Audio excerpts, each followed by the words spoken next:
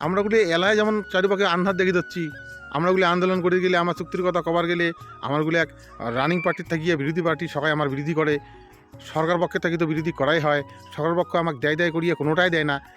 এমন টোপ নিয়ে আমরা আর কতদিন চলির পাই বন্ধু? এটাই শেষ কথা না হয়। সব থেকে বড় কথা হল আমরা এলায় সংগঠনের সময় দিয়ে পাই না। আমার এলায় আমরা সংসার নিয়ে ব্যতিব্যস্ত হয়ে পড়ছি সবাই, আমরা এলায় এটে ওটে যাওয়ার পাই না। দুদিন শাকের বাড়ি শাকে খেয়ে আসবো সেই সময়টাও পাই না।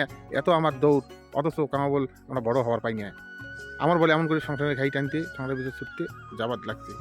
কিন্তু একবার ভাবো, যদি আমার এই সময়টা কোনো ক্রমে কাটিয়ে যায়, যদি এই সময়ের মধ্যে আমরা এই ভারতভুক্তি চুক্তি প্রতিষ্ঠিত করে না পাই, তাহলে সামনের দিনত আমার বর্তমান যেটা ভয়ঙ্কর অবস্থা, আবার সামনের দিনত মহা বিপদ, ঘোর অন্ধকার। আমরা এলাও যেখানে সময় পাওয়া যাচ্ছি, আমার পরবর্তী প্রজন্ম কিন্তু এই কথা শোনার অবধি সময় পাবে না। কেন করে রাত পড়লে করে কামলা বেরোবে, গায়ে কামলা নেবে, এমন একটা দিন সামনে আসে যাচ্ছে। সুতরাং না পাবে আমরা সংসার ছুকি খাবার, শান্তিতে থাকিবার, না পাবে ভালো মতো আবার। তো এই সময়টা তোমরাগুলো আর হেলা না করিয়া খুব তাড়াতাড়ি তোমরাগুলো বেরিয়ে এসো। আমার সমাজ, আমার সভ্যতা কী আছে, আমরা নিজেরা আগত ভারতভুক্তি চুক্তিটা যেন প্রকার সরকারের কাছ থেকে আদায় করি। আর তারপরে আমরা গণ ধর্ম, আমার সমাজ, আমার ধর্ম, আমার জাতিত্ব, আমার ভ্রাতৃত্ববোধ সব কিছু রক্ষা করবো। আজকে আমার বাপ, তার বাপ, তার বাপ, অর্থাৎ বাবার ঠাকুরদার যদি ধরি, তাহলে উমের কোনো দারিদ্রতার কোনো ভাব ছিল না। উমেরগুলার 400 বিঘা, 500 বিঘা, হাজার বিঘা সম্পত্তি ছিল। এই জন্য সংসারে অনটন কী জিনিস আমরা কখনো বুঝতে পাই নাই। তারপরের পর্ব ধরো, ঠাকুরদার যে বাপ, সেই পর্বটা তো 400, 500, 700, 1000 বিঘা সম্পত্তি মালিক ছিল আমার এই ভূমিপুত্রগুলো। কিন্তু উমরাও কিন্তু সংসারের অভাব অনটন কী জিনিস এই আশটা পায় নাই। তারপরে আমার যখন বাপের বা জ্যাঠের আমলটা আসিল, সেই আমলটা কী হল, সেই আমলটা বামপন সরকার আমারগুলার জমি জমা যা আছে সব শেষ করে নিয়ে বাংলাদেশি ঘরক ডেকে আনিয়ে উমেরগুলার জায়গায় কলোনি বসে দিল।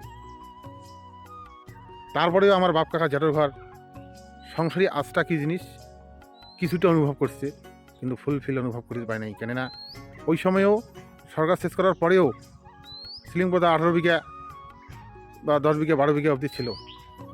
কিন্তু আমারগুলার আমল আস্তে আস্তে সেই জমি জমাগুলা এবং সূত্র প্রয়োগ করা হয়েছে বিভিন্ন সূত্রের মাধ্যমে। আমারগুলার হাতে যেটুকু বা জমি জমা ছিল সেটুকুই আস্তে আস্তে আমরা বেচাইতে বা বিক্রি করতে বাধ্য হওয়া হচ্ছে। পরিস্থিতি বাধ্য করিয়া আমার সয় সম্পত্তিগুলা সব আমরা লুট করতে হচ্ছে। কেননা আমার হাতে যদি কোনো চাকরি না থাকে, আমার হাতে যদি কোনো ব্যবসা না থাকে, আমার হাতে কোনো কন্ট্রাক্টরি লাইন না থাকে, আজকে সমস্ত বিজনেসম্যান বা ব্যবসার অধিপতি হলে উমরা সরকারের কাছে বিভিন্ন রকম ফ্যাসিলিটি আমরা পাই। বিভিন্ন লোন প্রক্রিয়া থেকে শুরু করিয়া, যেহেতু অফিসার জানেন, প্রত্যেকটা অফিসের থেকে শুরু করিয়া স্টাফ সমস্ত কিছু উমরে। তাই জন্য উমেরগুলো বড় বড় লোন দিয়ে উমেরগুলো সহায় করিয়ে উমেরগুলোর ব্যবসা দিনের পর দিন উন্নত পর্বে যাওয়া যাচ্ছে। আমরাগুলো লাঞ্ছিত বঞ্চিত শোষিত হয়ে আস্তে আস্তে আমার পেট টান ধরতে হচ্ছে। তো সেই জন্যে অভাব অনটনটা কী জিনিস মোটামুটিভাবে বুঝির পাওয়া ধরছি। সকালে উঠিয়া মানুষের কামলা না দিলে, মা বইনিগুলিয়া মানুষের ভাড়া না দিলে আমার পেটে জ্বালায় ভাত যায় না।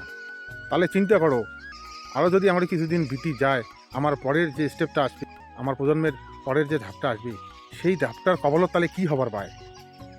এটি একবার প্রশ্নবোধক চিহ্ন একটা দিয়ে রাখো। আর বর্তমান এই পরিস্থিতি আমরা অনেকে আমার লোক সংগঠনে যুক্ত হয়ে ফুল ফেদে যে কাজকর্ম করবে, সেইটা অভাবের তাড়নায়, বন্ধনের জ্বালায় সকালে উঠিয়ে বিভিন্ন ধরনের কাজ খুঁজি না গেলে হয় না। কেননা ঋণের বোঝা আমার ঘরত চাপি গেছে, প্রত্যেকটা ঘরে ঘরে আমার ঋণের বোঝা চাপি গেছে। না পাই ঋণমুক্ত হবার, না পাই সংগঠনত একাত্মভাবে কাজ করিবার। তো যাই হোক, যেটা পরিস্থিতি আছে, এই পরিস্থিতির মধ্য দিয়ে সংগঠন সদস্য সাড়া দিবার পায় না। কিন্তু এটি শোনা অনেকের মানসিকতা আছে সংগঠন করিবার। যাই হোক, তোমরা যে বন্ধুগুলা, যে ভাই সকলগুলো আছেন, তোমারগুলোর মানসিকতা আছে সংগঠন করা, যে চেতনাবোধটা আছে, তোমরাগুলা যাই যেটাখানে থাকো, সেটাখানে থাকিয়া দিনে রাইতে যেতে পাইবেন আমার লোক, সেই লোকগুলোর সাথে আলোচনা করো, কথা কন। আমার অধিকার সম্বন্ধে সচেতন করো। এটাও কিন্তু সংগঠন আগে দেওয়ার একটা বড় পদক্ষেপ।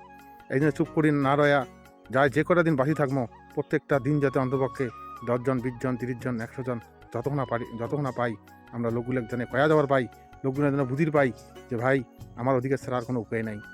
আমরা কি ছিলং আর হলং কি, ছিলং ধান হলং খই, দিনে দিনে আরও বা কী হই। তাই সেই জন্যে আমরাগুলো সবাই সচেতন হন। যাই যেটাখানা থাকেন, যে অবস্থাতে থাকো, তোমরা ওই অবসর সময় খোনা করিয়ে কাজে লাগান, যেটে বইসো বিগত আলোচনা করো, আমার অধিকার সম্বন্ধে সচেতন করো, এইটাই আমি আশা করো। আর চুপ করে রওয়ার এক মুহূর্ত সময় নাই। জেলা পার্টি ঢুকিয়ে উল্লু চাটা হয়েছে, তো সেলে থাক, তোমরা নিজ মহলে যে মানুষগুলি আছেন তোমরা অন্তপক্ষে মানে এই কাজগুলি করে যাও। আর জেলা উল্লু চাটা হয়ে আছে বিভিন্ন পার্টির সাথে যুক্ত হয়ে নিজের বাপক চেনে না, নিজের ভাইক চেনে না, নিজের প্রতিবেশক চেনে না, এই লোকগুলির দশা কী হবে সেটা তোমরাগুলো ভালো করে জানেন। তো সময়ে কথা কবে, সেই সময়টা তোমরা দাও। সত্য চিরন্তন সত্যই থাকে। হাজার মিথ্যা কথা কয়াও, হাজার মিথ্যার আশ্রয় নিয়েও কিন্তু সত্যটা লুকিয়ে রাখা যায় না। তো এই জন্যে ভাগবত যুক্তির কথা মানে অনন্ত রায় করছে, মানে বংশীবদন করছে, মানে জীবন সিংহ করছে, সকাই আলা চুক্তির কথা কয়। তা সেই জন্যে সেই চুক্তির কথাটা তোমরা একটু সবাইকে আগবাড়ে দাও, যে জায়গাগুলো পৌঁছিত ধরে নাই, যে মানুষগুলো জানিত ধরে নাই। আর আমার অধিকার আজ না কাল প্রতিষ্ঠিত হবেই। আর জেলা বিরোধী করে যাবে, আমার নিজের লোক জেলা বিরোধিতা করে যাবে, তার বিচার অবশ্যই হবে। কেমন করে বিচার হবে, কী তার শাস্তি হবে, সেটা উপরের জনে জানে। সময়ের অপেক্ষা। সবাই ভালো থাকেন, ধন্যবাদ।